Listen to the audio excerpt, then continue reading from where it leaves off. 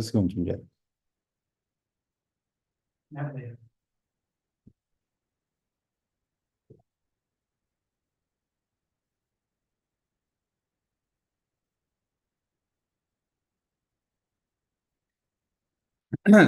So, good evening to all of you. My name is Pedro Costa. I have an MA in Modern and Contemporary History by STUL in Lisbon. I am from Pedro, and more particularly from this village here in Vascones. Adrian is a friend of mine, and you've all known him from the past week. And I have come today probably to be your worst nightmare and to talk about what is history? A little bit of history 101. So, you all probably think of history as dates and what happens and the name of the dude that did the thing and the general that killed the man and things like this.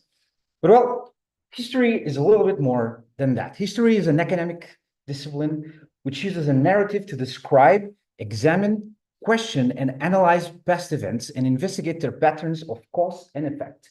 And I will ask you to please pay attention to the word narrative, which is going to be very important to my presentation today. By the way, these two people are one Herodotus, and which is the father of Western history, and the father of Chinese history. I forgot his name. I'm so sorry. So, how do we divide historical periods? Historical periods, at least here in Europe, are divided by the ancient, the medieval, the modern, and the contemporary. And we put some events that divide them. In this case, and I have to be very frank about this, this is a very European-centric way of dividing the time frame. So we start with the earliest written records, which can be interpreted in some ways. You can think of this as the Indus Valley situation, which most historians do not claim because we haven't found a Rosetta Stone, so-called, to translate. Or we can go to the Mesopotamian area because we can translate the cuneiform tablets. From then on, we go to the fall of the Western Roman Empire because the Roman Empire was divided into. Also, this is divided into like 4 or 5 stages, but let's not get into that. Then the medieval stage goes on to the conquest of Constantinople by the Turks, or the European arrival at the Americas by Columbus. Once again, it depends where you are. The Americans like to refer to entering the modern era by the arrival at the Americans.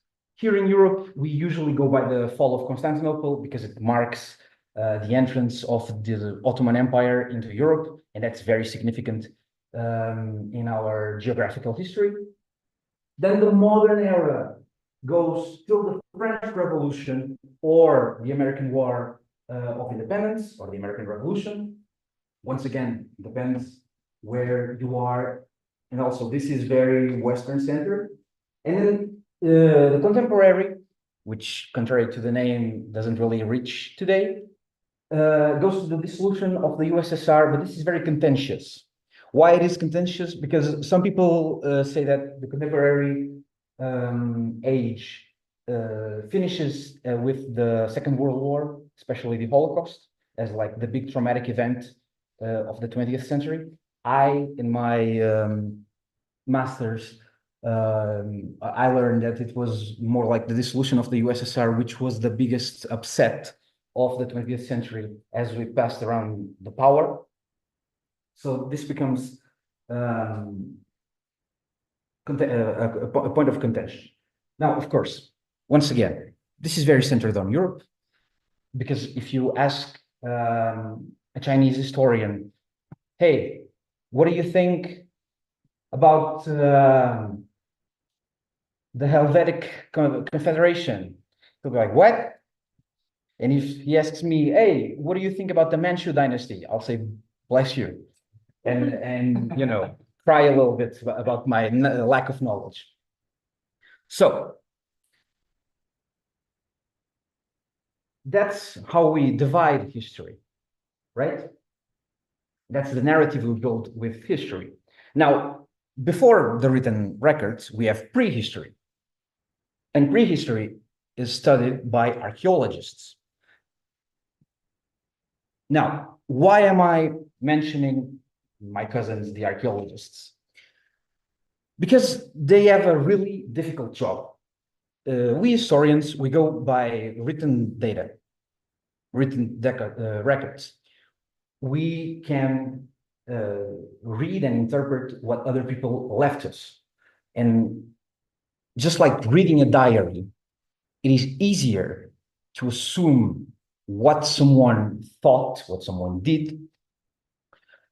than just, seeing a pot on the ground with something inside, and you're like, well, it's a pot.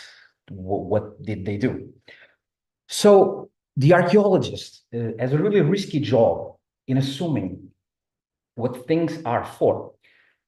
I recall an anecdote that some people were sharing when some archaeologists were doing some work, some excavations in Scandinavia, and they kept finding these knives, and they were all pointed at the sky in these wooden beams. And the archaeologists, they were like, oh, of course, this is for ritual purposes. This is to please the sky god. And then one of the archaeologists, who happened to be a mother, she was like, no, guys, this is clearly so that the kids don't grab the knives, because the knives are dangerous. And that's, that's why archaeology is very difficult in this kind of sense, because they must assume, and that's the core reason here, they must assume what things are for. And then we, the historians, we go there and we're like, oh, okay, if you assume that, then we can talk about this. And this creates a dialogue, a running dialogue between the present and the past, because the archaeologists cannot assume things if they do not know the present. Like that mother could not assume that if she wasn't a mother, and she didn't understand that probably her kids could not be left alone with sharp knives, right? So this creates this dialogue that we insert ourselves in the past to understand that past, and usually that past informs our present. So now we get to the complicated stuff. This is the meat and the potatoes of this presentation, proverbially. The facts and the truth, they are not the same thing. As C.P. Scott, journalist, used to say, facts are sacred, opinion is free. But he might be wrong. And why is that? Well, historians, I overheard this somewhere, and I don't really remember where. So I'm paraphrasing someone. I'm really sorry for never remembering who it was, but it's a great phrase. And I always say, history deals with facts, philosophy deals with truth. So truth is a very subjective thing. And why do I say this? Because facts are picked, and not every fact is equal. What is this? Well, let's imagine the situation. Hundreds of people have crossed the Rubicon. Rubicon is a river in Italy. But we only remember one person that crossed the Rubicon, and it was Caesar, because it led to a civil war, right? But thousands of people have crossed the Rubicon before Caesar and after Caesar, and those are facts, but we only remember that one. Also, when Caesar crossed the Rubicon, there probably was a table in some house. That's also a fact. But it's not an historical fact, because it doesn't really matter to the narrative that we are building when we say that Caesar crossed the Rubicon, right? So the historian the mighty being that the historian is, he picks the facts, right? The facts serve the narrative. And they do not exist isolated from the historian and their time, of course. So what do I mean by this? I mean that how I was saying when I was talking about the archaeologists, we are in a constant dialogue with history. And so we cannot separate our biases and our views on the world when we are seeing the facts. We can try, we can certainly try, and we do try, but they are not isolated, right? When I nowadays try and study slavery, for example, I cannot distance myself from my views on slavery, right? Even though some people at the time were against slavery, a lot of people were for, right? In this day and age, being for slavery is disgusting. So, right? You cannot remove yourself from this discussion. But the past is a really strange place. If we were dropped in the past, we would not know what was going on because it's a planet completely different from ours, right? From my Portuguese countrymen here. If we were dropped in the same place 1,000 years ago, we would not know what the hell was going on because like everyone was speaking Arabic and like Gaelic dialects and maybe some Latin. And we were like, what the hell is going on? Right? Because that's the norm at the time. And people didn't have the same habits as we do. They did not live the same way as we do. They did not think the same way as we do. And so we have to interpret the facts. They require interpretation because they are multidimensional. And here I mean this. Let's imagine the situation. A man goes outside to buy cigarettes and he's run over by a man in a car. This is the fact, right? Who's guilty? The man in the car ran him over because he didn't see him, because it was dark outside? Or was it the man who went out to buy cigarettes because he's addicted to nicotine? Or because he didn't cross on the sidewalk or the thingy. I don't remember the word now.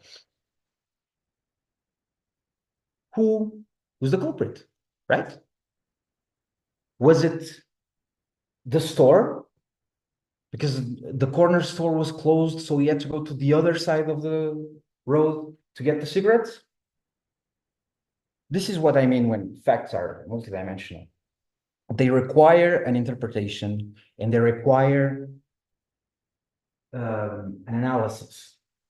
Now, this might lead us to what E.H. Carr, an author, calls full skepticism.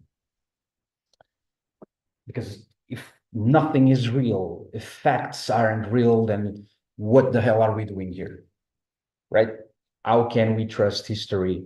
How can we study history? How can we produce history? And well, he says that we have to build a narrative. So history must build on itself as an ever revising and ever checking discipline. History is a living being that must update itself always, right? The facts must be revised. The narrative must be updated. And the truth must be revised as well. Because we arrive at something called the historical truth. And the historical truth is what the people in power, and when I say people in power, we are not talking about like this conspiracy thing of like, oh, they control you. It's not that. It's usually conflicting forces that work against each other to see who comes on top. Usually it's like government, media, academia, public opinion. These forces, they usually create a narrative that then is presented to us. And the historical truth usually emerges from this conflict. Ergo, history is written by the victors.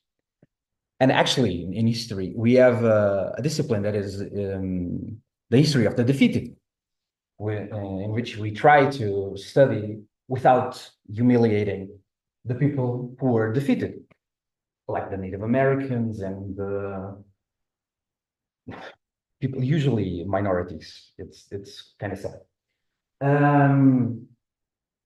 So we arrive at this uncomfortable place where we say that facts are indeed not the truth. They work to build a truth, but they are not the truth, right? And I have an example that I've discovered recently, but I am quite fond of. So, the Hurrian hymns. The Hurrian hymns are one of the oldest compositions known to man. They were discovered in, I think, present-day Jordan. No, Syria, present-day Syria.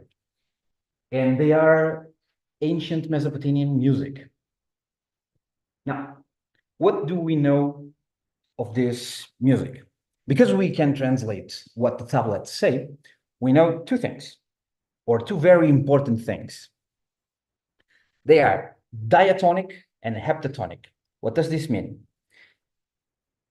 It means, as this chart here points, that heptatonic means they have 7 notes. So the do, re, mi, fa, sol, la, si, do, which is 7 notes, but I just repeat the C 2 times. And they are diatonic, meaning that they use all the modes, meaning that if they start in this note, all the other notes must be related to that note. Okay, everybody got it? So we discovered this. Why is this important? This means that ancient Mesopotamian music sounded really close to the music that we do nowadays in the Western world, because we use diatonic and heptatonic modes of music, which is really strange because the music that is produced now on the Middle East is not diatonic and not heptatonic. It's very much modal and microtonal, which means that it's very different from our tastes. Now, these are the facts. They are diatonic and heptatonic. And then we have the notations. So we know the melody, right? And I have here 3 interpretations of the melody that I'm going to play for you.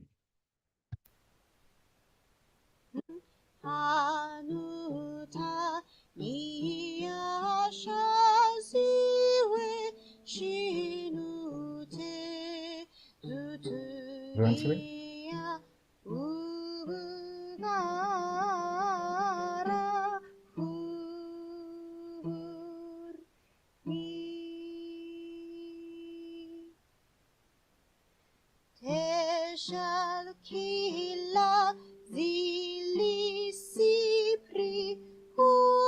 This one. Then we have this one.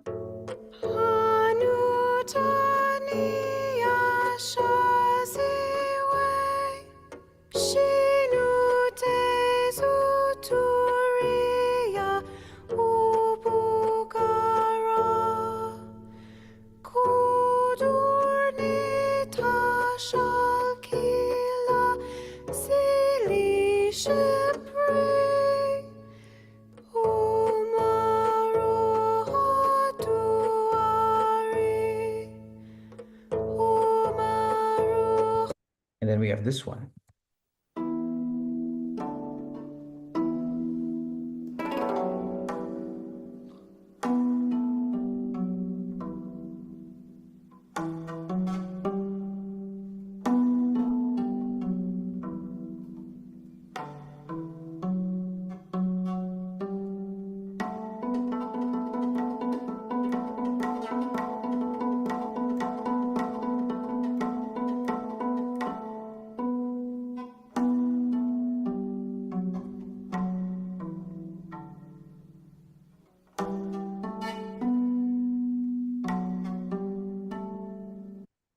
So why am I showing you this?